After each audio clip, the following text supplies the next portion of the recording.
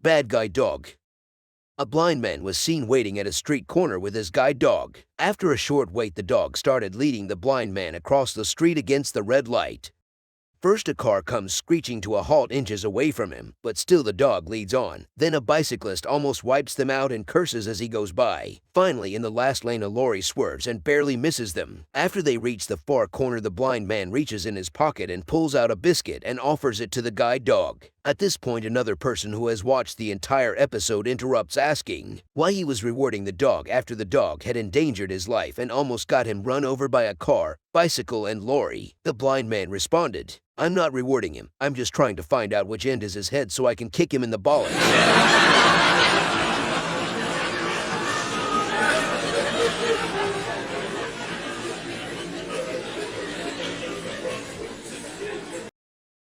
The truth.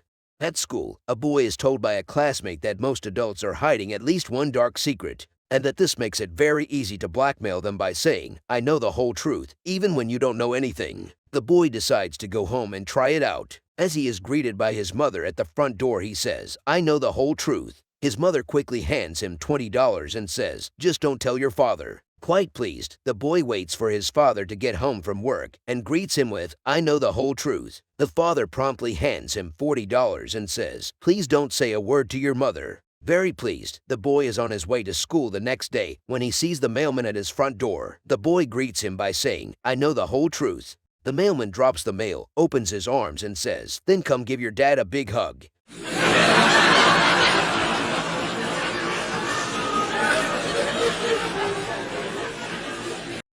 Trump is saved. One day there were three boys walking down the street, and suddenly they heard cries for help. When the boys got to the noise, they saw Trump in a lake drowning. The three boys saved him from drowning.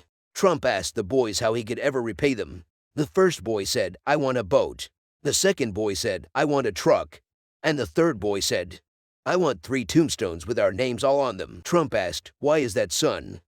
The little boy said, "Because when my dad finds out that we saved you, he is going to kill us all."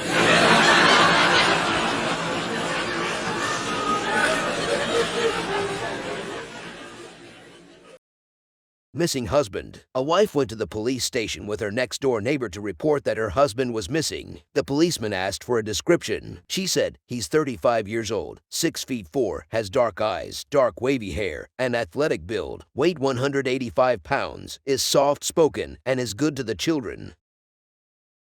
The next-door neighbor protested, "Your husband is 5 feet 4, chubby, bald, has a big mouth, and is mean to your children." The wife replied, "Yes, but who wants him back?"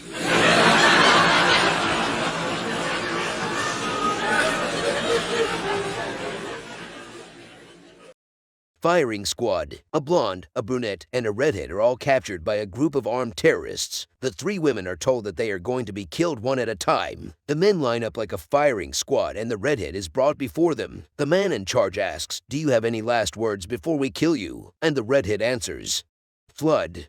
The men panic and run for high ground while the redhead gets away. They figure out that they've been fooled and come back. After lining up, they bring out the brunette. Again, the commander asks if the prisoner has any last words. The brunette answers, "Tornado." When the men run for cover, she too gets away. The blonde, watching the whole time, smirks. "I've got it covered," she thinks. "No problem." So the firing squad brings her before them. "Have you any last words?" asks the commander. Grinning, the blonde instantly shouts, "Fire."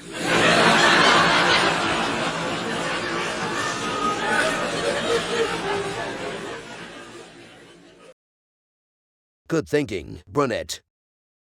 A blonde, a redhead, and a brunette were driving home when their car broke down. So each of them decided to bring one thing with them for the walk to the nearest gas station. The redhead said she would bring water in case they got thirsty. The brunette said she would bring some food in case they got hungry. And the blonde said she would bring the car door so she could wind down the window in case they got hot.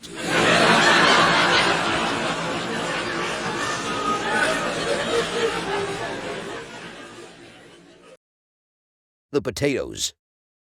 An old man living alone in South Armagh, whose only son was in Long Kesh prison, didn't have anyone to dig his garden for his potatoes, so he wrote to his son about his predicament. The son sent the reply, "For heaven's sake, don't dig the garden up. That's where I buried the guns." At 3 a.m. the next morning, a dozen British soldiers turned up and dug the garden for 3 hours, but didn't find any guns. Confused, The man wrote to his son telling him what had happened, asking him what he should do now. The son sent the reply, "Now plant the potatoes."